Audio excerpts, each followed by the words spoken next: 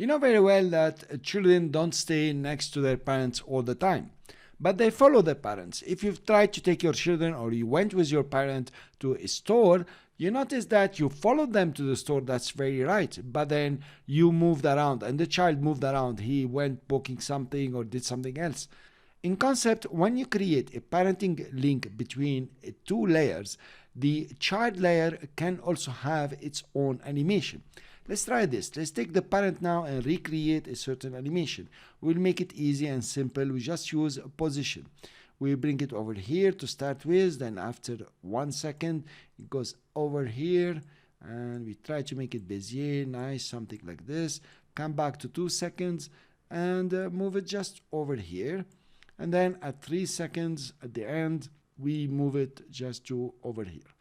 Cool, that will be a nice animation. We can play with it. Let's look at our animation now. We notice that all of them are parented and they are moving according to the parentship. But there is a rowdy guy. This is this guy. He wants to have his own animation.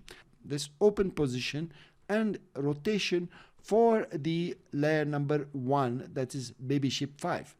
I can now create an animation with the position and the rotation, especially for this child. We can move it, for example, this side, and then rotate it a bit, like it's saying, no, I don't want to go. Then after some time, it's also saying, okay, me, I want to come back here, but I don't want to stay, in my place. I want to rotate. And over here also, I want to go back to go outside and rotate even more. At the end here, let's bring him back to the initial position. We copy the first 2 keyframes and we paste them at the end to have a seamless animation. Here you are now. The animation of this child will be the compound animation of its own position and rotation plus the animation of its parent over here. Let's run the animation and see exactly. You notice it's still moving with the parent and is still having its own animation. This is very important and its applications are huge and you can do quite some amazing animation with it. Let's look at another example. We parented all the layers to the same parent over here, but we don't have to do that. We can take one layer here and parent it to another child. Then the child will be a parent. That's very nice. Let's take this guy. And this guy says, oh, me, I want to move exactly like this layer number 1. So we take this one and we now parent it to layer number 1. So what will be the animation of baby sheep 1 or layer 5?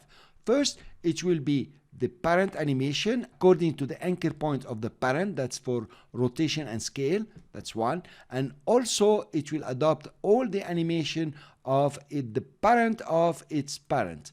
And that's not complicated. That's very easy. Let's look exactly what's going to happen. I'm not going to run the animation. I'm not going to scrub through.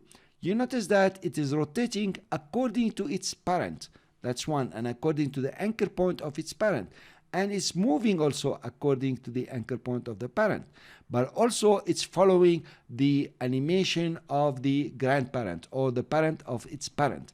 This is very important and this is very tricky, and the applications here are really enormous. You can really end up with one animation and give it so many parenting that you will have something looking like random. And I hope you are going to use it. It's very valuable. So what have we learned until now?